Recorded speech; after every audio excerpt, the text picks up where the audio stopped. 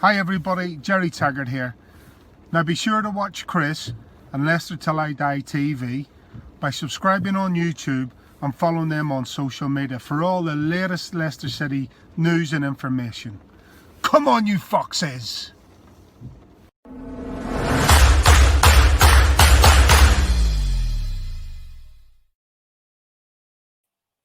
Good evening. How are we all doing? It's Friday night. Hopefully after this past week, we're all extremely happy. European action we had this week. 2 games, 2 wins, top of the table. That's got to make you happy, hasn't it? Surely, even for some of the moaning Leicester fans, it's not bad. And 4th in the league as well. But this weekend, we are back with Premier League action, and we are welcoming back to the Premier League a team who we actually played when we were down in the 3rd tier for 1 season. They've always classed themselves as a big club. Now they're back in the big time. We've got Monday night live on Sky, not pay-per-view. Who've got, well, they used to be called Dirty Leeds. I don't know if they're still Dirty Leeds or not. Let's find out and welcome a Leeds fan this evening, and welcome Andrew. Good evening, Chris. Thank you for having me. Not a problem. Thanks for coming on at the last minute, because you did stand in. You did stand in for us. So, like I say, first of all, yes, welcome back to the big time. It's been a while. Thank you. Yeah, it's 16 long years in the waiting, and ironically, a little bit of history with Leeds and Leicester. That up until our victory against Fulham in our 2nd game of the season, Leicester City was our last home victory in the Premier League for 16 years, back in April 2004. So it's been an awful long time. I'm absolutely delighted to be back in the Premier League. Football, and hoping neutral fans are enjoying it, and hoping the certain Leeds fans are enjoying it, because it's been a long time in the making. You had to get that in, didn't you, about beating us as the last game in the Premier League? Although I do remember that on the first of the 2 games that season, I think I wasn't going to mention this, but seeing as you did, I think it was the 4-0 with a bit of a Lillian Alice wonder strike, you know, and I still watched it. In fact, I posted it to the Facebook group early, because that was when Sky Sports, remember, they had the fan zone. I don't know if you remember the fan zone, but they had a Leicester fan and a Leeds fan, and they did a commentary. And the Leeds fan, and never let it be said that Leeds fans are cocky. Never let it be said that. But he had 4-0 to Leeds printed on the back of his shirt. And the classic line from that whole commentary. The classic line from that whole commentary was the Leicester guy turned to the Leeds guy and said, "You're crying in your Hovis." And we did.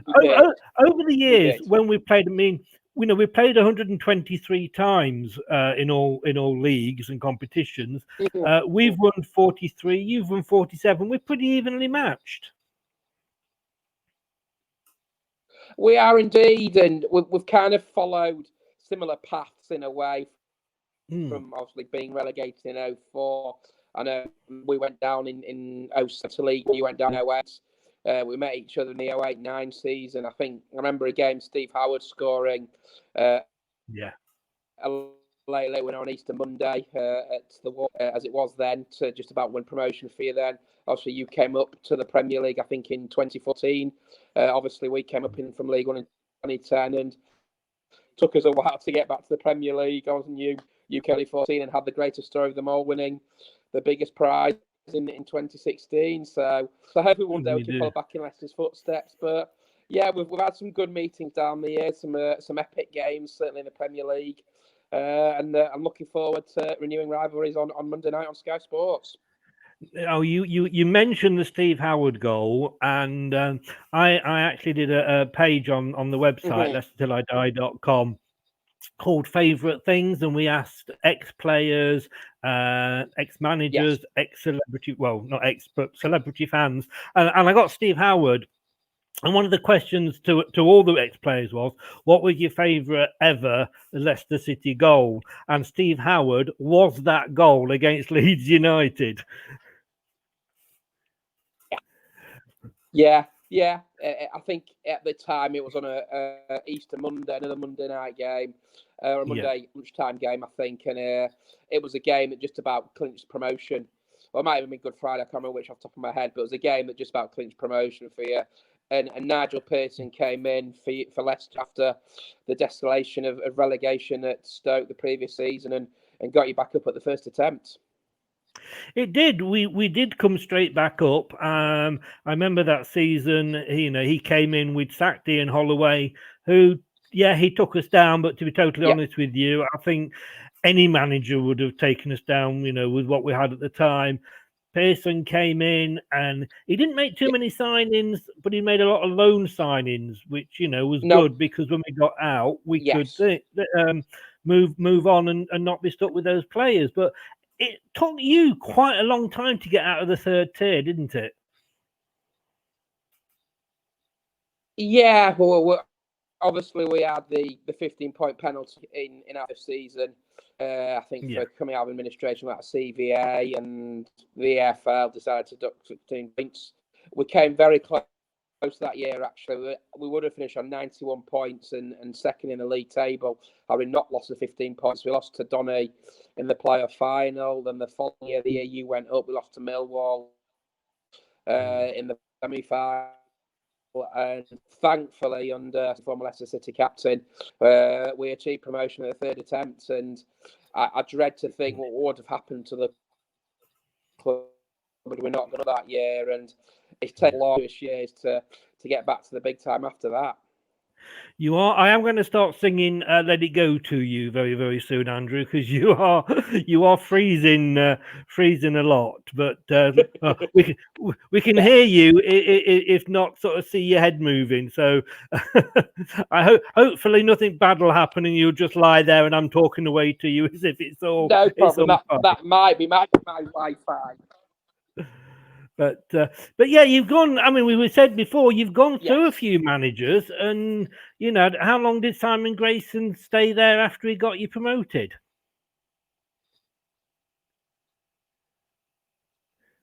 No, and I think Andrew came on Boxing Day. Well, he came on Christmas Eve 2008, and his first game. Oh, you see me? Yeah, just about. Yeah, I'm still here. Yeah.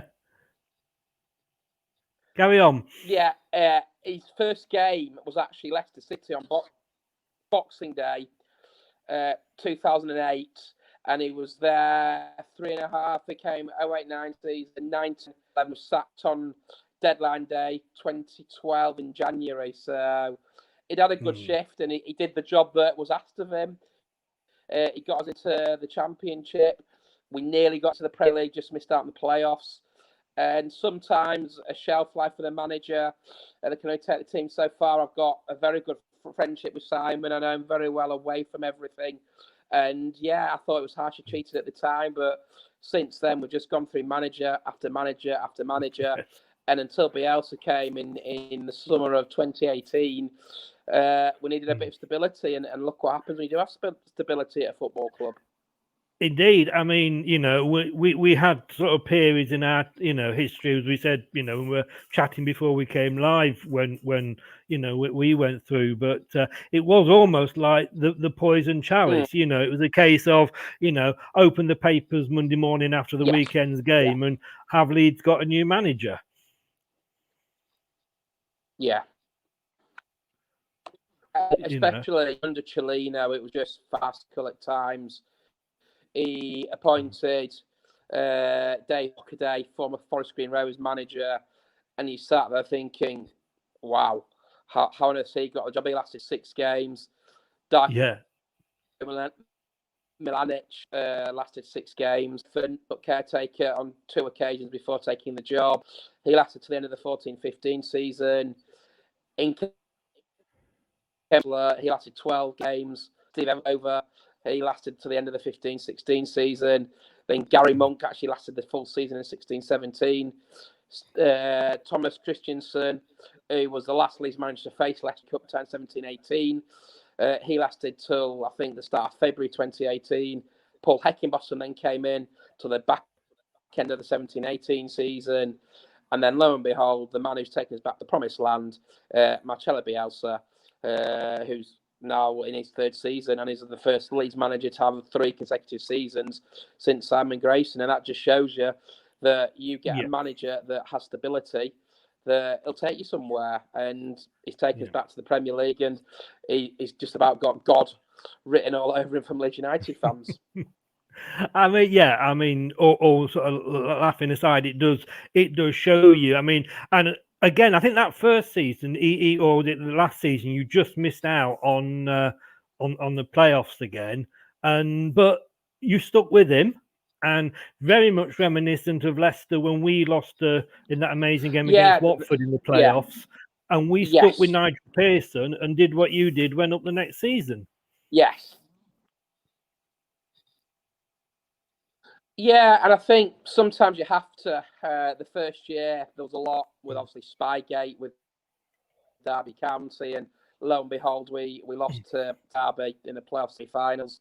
And then last season, we blitzed the league and finished with a record number of points that Leeds United ever finished on, with 93 points. So incredible scenes last season. And sometimes you have to stick with a manager.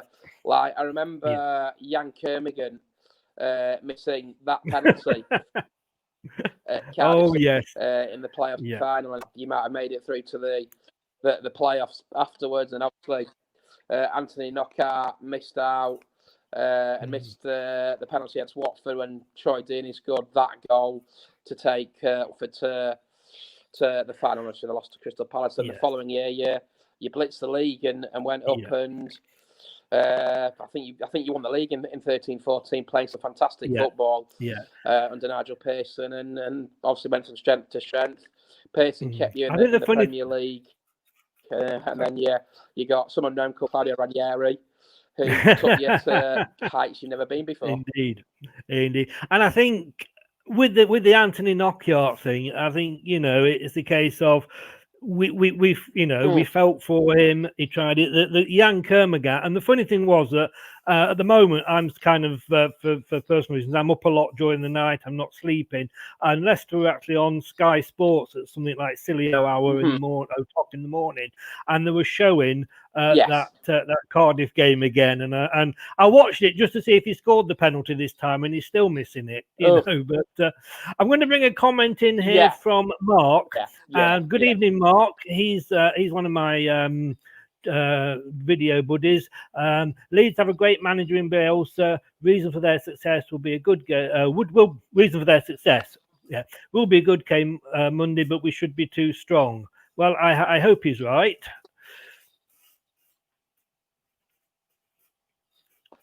Do you think we will be too strong for you, or do you think we're going to get? It's a very hard game to call.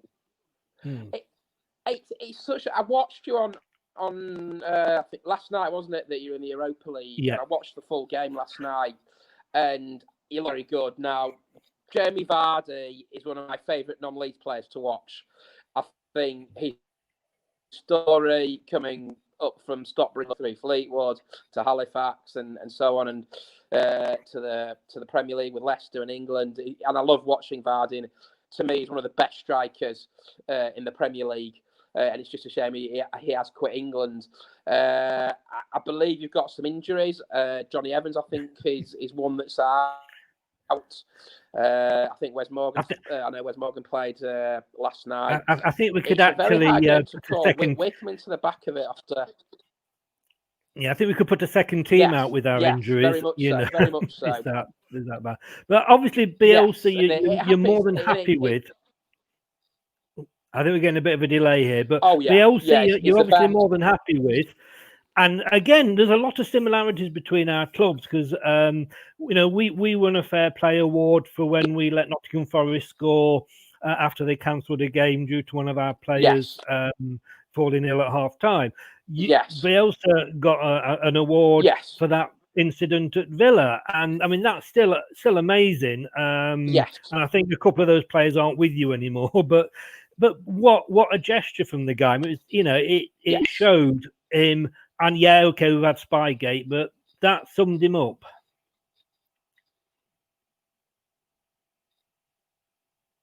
Yeah, the humility of the guy as well. Second on, and he just turned with Leeds United, and he's come in his first season, in his first pre-season, to what it's being like as a real person, not a footballer, and in reality, and he's just changed the vibrancy of the city, and it's just such a shame, Chris, that we're stuck in these situations with COVID at the moment, because the city of Leeds would have parted like the city of Leicester did in 2016, had been allowed to do so, winning the league last season, and he brought such great humility to the city of Leeds, and he's just such a nice guy. Got time for absolutely everybody. And I don't think a bad word said about you could have been like Liverpool and partied anyway. 200 seasons ago. So so you could have been like Liverpool and partied anyway. Yes, I think some of them did. Some of them did. Yeah.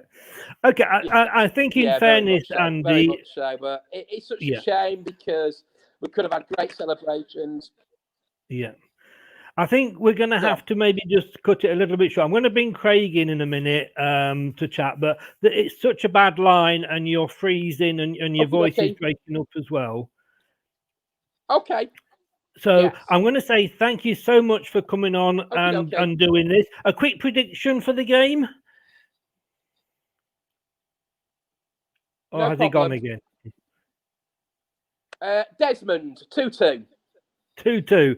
Well, I've gone for 3-0. So 3-0. 3. Look, I'll message you afterwards, mate. Thanks very much for joining in. Sorry it wasn't such a good line, and good luck for the rest of the season after Monday. No problem. Cheers, buddy. You too. Thank you. Cheers Chris. Thank you. Take care. Craig, good evening. Good evening, Chris. That was interesting listening to what you've got to say there, and obviously with the interruptions, but he seemed to be pretty confident, I think, of how they're going to do, and rightly so. But I think it'll be a good game. He knew his stuff. I think he probably almost knew as much about Leicester as I did. It was the conversation we were having before we came live. I was making notes from what he was telling me, but unfortunately, it was a bad line, and you can only go and I think so far with those things. I'm going to say good evening to first of all to Facebook user. Not sure who this is, but my hubby is a Leeds fan. Could be an interesting night on Monday. And I'm guessing from that comment, whoever you are, that if Leeds score, then your husband won't. I think that's what we'll take from that comment. But we were talking before, Craig, and thanks very much for coming on. Yeah, welcome. Talking before, there has been some great games between ourselves and Leeds. Yeah, it was interesting that you referenced a couple, and I did see the little clip you put on line earlier with the fan zone, and to be honest, I remember the game obviously with Nallis scoring, but I'd forgotten about the fan zone, and maybe that's something that they should bring back, to be honest, because I think we're probably all a little bit fed up of hearing the same voices on every game. That guy actually now manages hotels. I think he might be in Thailand, but he certainly is in the Far East, and he just got married recently. Yeah. So congratulations to him. I must admit, I would love to see it back. I mean, I was listening. I don't know if you watched, whether you've got BT or not, but I was watching the game last night, and I was actually pleased when Robbie Savage actually had something to say, because the commentator was so boring and he repeated the same thing about 3 or 4 times over. It was like, it's almost like he was on a loop, to be honest with you. But let's talk about that fan zone game, because that was one of the best games. I was actually watching it. I'd gone round to, I hadn't got Sky at the time. I'd gone round to a colleague's house, friend's house, Victoria, and her and her husband had got Sky, and she was a Leeds fan. I was there at the game, and I was doing a little bit of research before this and just looking back, and apparently Leeds were quite fancied to do well that game. There was a report of the game in the Guardian afterwards, where they said it looked like the teams were totally the opposite, and we could be the ones who could do a little bit of damage in the Premier League that year, having just come up. But I think I'm right in saying that we both went down, so it didn't end well.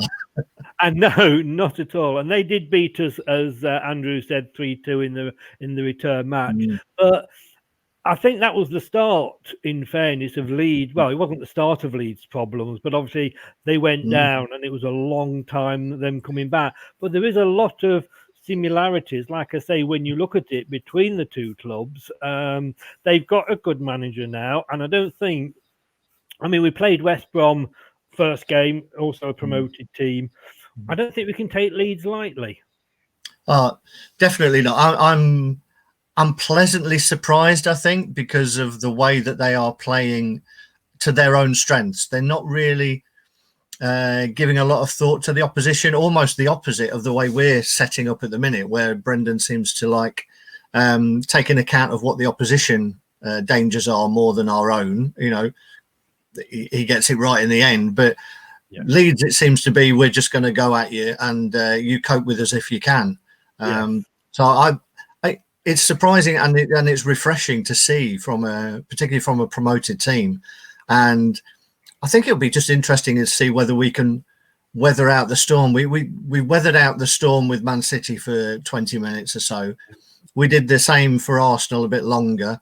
I've got a feeling that the storm from Leeds may last about 75 minutes. So I hope we're ready for it. Well, it seems to be, and I'm just going to say good evening to Andy, who apologise for being late. Never do that again, Andrew.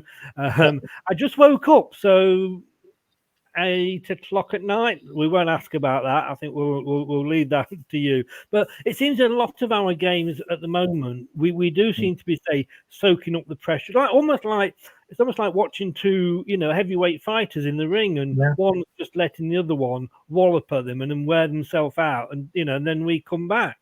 It was even a little bit like that, last night. I think it was on the, particularly in the second half, we were definitely up on the ropes for a short period there. You had the opportunity to Vardy where he could have made it 3-0, which I think would have meant that we could all rested a little bit easier. But then they go up the other end and score, and then should have scored again straight afterwards, to be honest. I'm not sure. I think the defence was still catching their breath from the first goal going in, and they should have scored a second. But I thought once we steadied it again after that, we looked pretty solid. But I don't think we can give Leeds that freedom, and they'll definitely stretch us, particularly with the injuries that we've got, and Castagna being injured is a real shame, because he'd started the season so well. It seems to just forget every time I don't turn on the internet. I know it's Halloween, but it's like a horror story. Who's injured this week? I mean, Andy said here, we have too many aging defenders at the moment. We have, but if it wasn't for the aging defenders like Fuchs and Morgan that we've still got, we we wouldn't have anybody. Let's be honest with you. You'd be playing there, Craig. Yeah, I'd have to step back. I started up front and then went to midfield. I'm not sure I'm ready to stand alongside Wes Morgan, to be honest. Although similar sizes. Yes. And again, going back to what the Leeds fans, Andrew said, he remembered the Steve Howard goal at what was the Waters, and that was very much what it was actually. So as I mentioned before, Steve Howard's favourite goal. I remember him saying, well, he said in the favourite things on the website, he was knackered. It was, he'd run up. It was towards the end of the game, and he said he was surprised that he actually was able to meet the ball. But we have had some good games. To be honest, I remember going away to Man City. I think we had them in the cup. And I think Man City were a sort of up-and-coming team, but were quite fancied, and we were the lowly team, and we got a draw. I think it was when Sol Bamba scored on his debut, and we drew in the cup. And I went away to the return leg, the return fixture, replay up at the Etihad, and I think Steve Howard was still knackered because he didn't leave the centre circle for about 90 minutes during that game. But I think that was his finest hour. He was. I think you could say that he definitely was an old-fashioned centre forward. But it was a great header, and the timing was perfect right at the end of the game. But not the. Not. And I tell you what, neither of us would say that to his face, though, would we? I would say it to his face if I was standing behind you, Chris. Well, I tell you something. I'd be hiding in the toilet. So you're on your own. You're on your own. Talking of favourite goals, I do remember one of the earliest one. I remember Leicester Leeds. I wasn't there, but I do remember seeing it, and it's shown before the game on the big screen. Was the Birchinall screamer against Leeds at the old Filbert Street, and I remember him telling me personally that was his favourite goal at the time. I was on a coaching course. I was 10 years old, so 1970 something. I was 10 years old, and it was a Lenny Glover coaching course. And Alan Birchinall came down and did a bit of a Q&A. It was in a room at the Holiday Inn, and I was 10 years old, and there's only so many questions as a 10-year-old can actually ask. So mine was, what's your favourite ever goal, Mr. Birchinall? And he said it was that one against Leeds. Now it was only a year after he'd actually scored it, which was 1973, I think. So whether he scored any more that he liked better, I'm not sure, but he did say that was his favourite. It would take some beating. It was a scorcher. Yeah, it was a scorcher. No, Leonard Lover, my old neighbour. I used to live opposite Leonard Lover. In Leicester, and used to take his. He had a red setter and used to take his dog for a walk occasionally. And I felt so proud. It was like the best thing that had ever happened to me. I actually played against Lenny Glover on a Sunday morning football team. He was playing at whatever age he was, 40 something, I guess. He was playing for a team called Tungsten in Market Harborough, and we played against them. And he didn't break sweat, but you could not go anywhere near him. The class, he just shielded the ball and passed it on. It was amazing. It was great to be on the same pitch, but I dare say it was. He was a great winger, and it was a shame sort of where his life went. But good evening to Mark. Good evening, Mark Chorner. Evening, gents. Settle for a point at Leeds. They're going to be hard to beat at home. Don't think there'll be any trouble staying up. I just can't predict anything this season. I mean, yes, it will be a hard game. Elland Road, is a hard place to go to, whichever division you're in. But I just don't think you can predict anything at all this season. Not at all. I think in many ways it'll be better for us going there with no fans than it would be if there was fans. Yeah, because they create such a noise, and that would be a real help to them this season, I think. Obviously, if it goes the wrong way, then they can get on the backs a little bit. But I would think these early days of the season, that would be a bit of a cauldron. So I think we could go there full of confidence. I just think it's the injuries that may come back to bite us a little bit, but I think it'll be an exciting game. They're going to allow us to play on the break essentially, and that's when we look at our most dangerous. So I do know what you say, and I say it before every game. Oh God, we've got all these injuries out, and and I think I was looking last night when the team was announced, like, where the hell's Castagna? Why is Mendy not? And yet, we. And I said this last night in the post-match show. Sometimes I think we decry our team and our squad strength a little bit too much. And when you look at all the players we've got out, and you look, we've played twice in Europe, we've won twice, we're top of the league, we're fourth in the Premier League. We've lost games that we should have won, but we've won games that we probably thought we were going to lose. And so when we do get all these players back, it's going to be an exciting season for us. It should be. That's when Brendan will have the problem of keeping everyone happy. But that's what you want from a successful team. You've got to keep a big squad happy, and I think the longer we stay in Europe, obviously that helps because people are getting games. But you're right. We look pretty solid. I think for most of the game we had that little wobble, but and if we've got the out ball, it looks like we haven't just got Jamie anymore. We've got Under as well.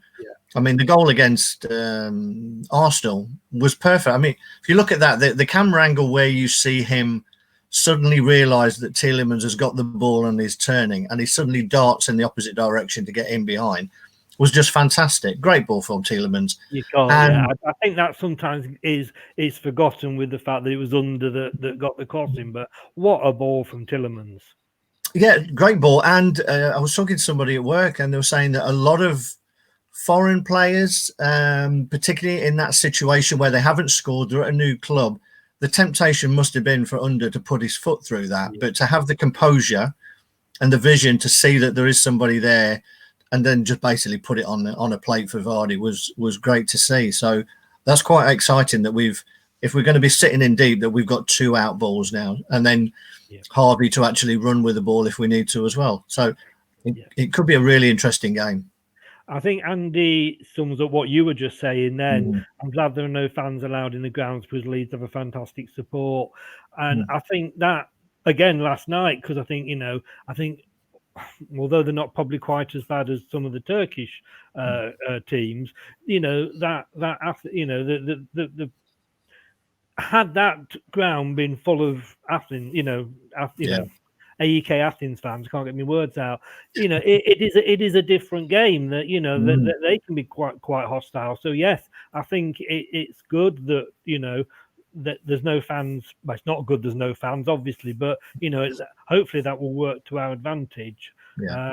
And although having said that, the way things are going, we don't know sort of maybe how long the season will actually carry on for. But no idea at all. No. I was just going to touch on one other memorable game for me between Leicester and Leeds, and you'll have to be a little bit older to remember this one. So obviously, Chris, you won't. 1989, this was, and if you put it into Google, there is some footage of it. It looks like the footage has been taken where somebody's put some Vaseline on the camera because it's very, very hazy. But I remember I think that's another. I think that's another sort of video you're watching there, Craig. And I don't think we need to know that. It's funny, Chris, because that's where your mind seems to go all the time. So I'm yes, it does. Any aspersions.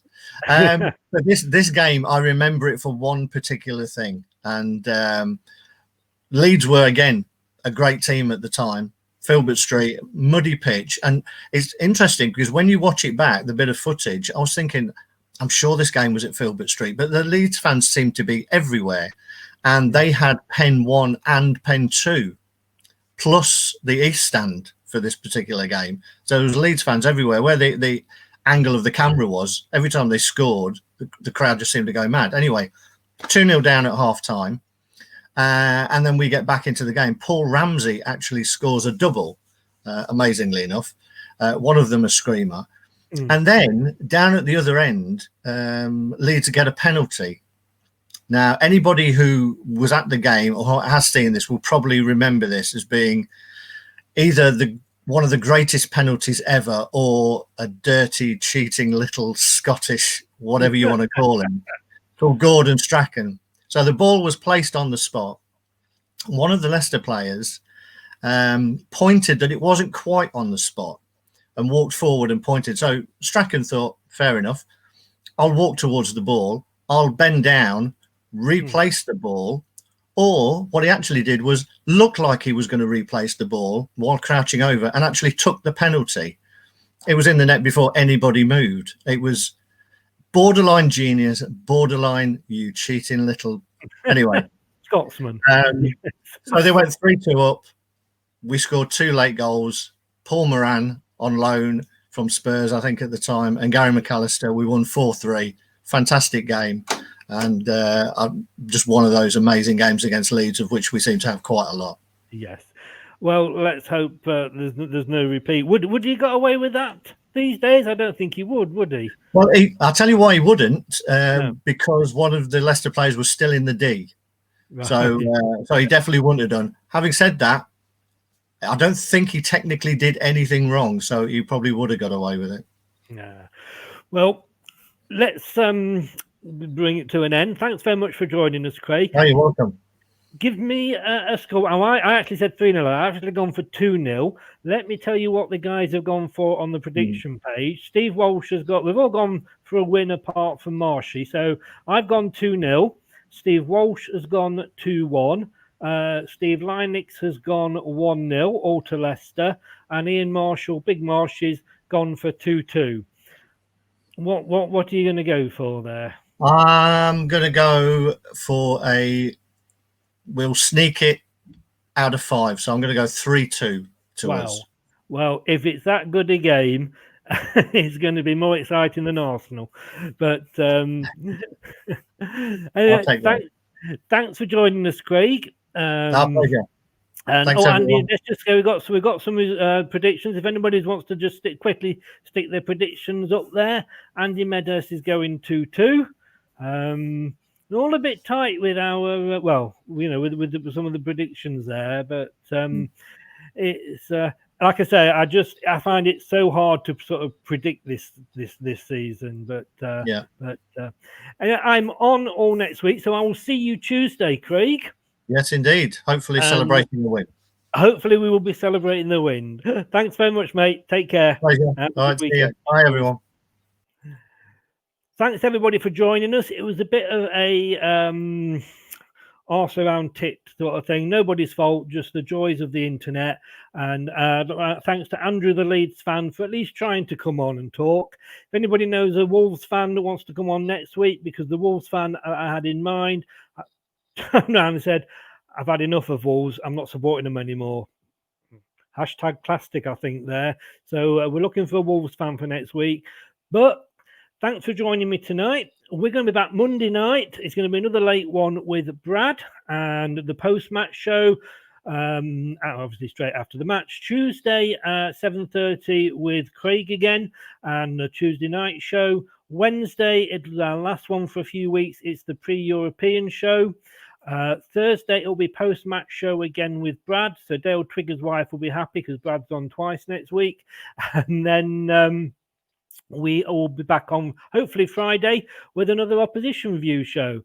Whatever you do this weekend, there's no football for Leicester till Monday night. Be careful. Whatever you do, take care. Thanks for joining us, guys. All the best. Hey guys, Ian Hume here, ex-Fox in the Box. Watch Chris and Leicester Till I Die TV and follow them on social media for all the up-to-date Leicester City news and information. Cheers. Shut up and sit down.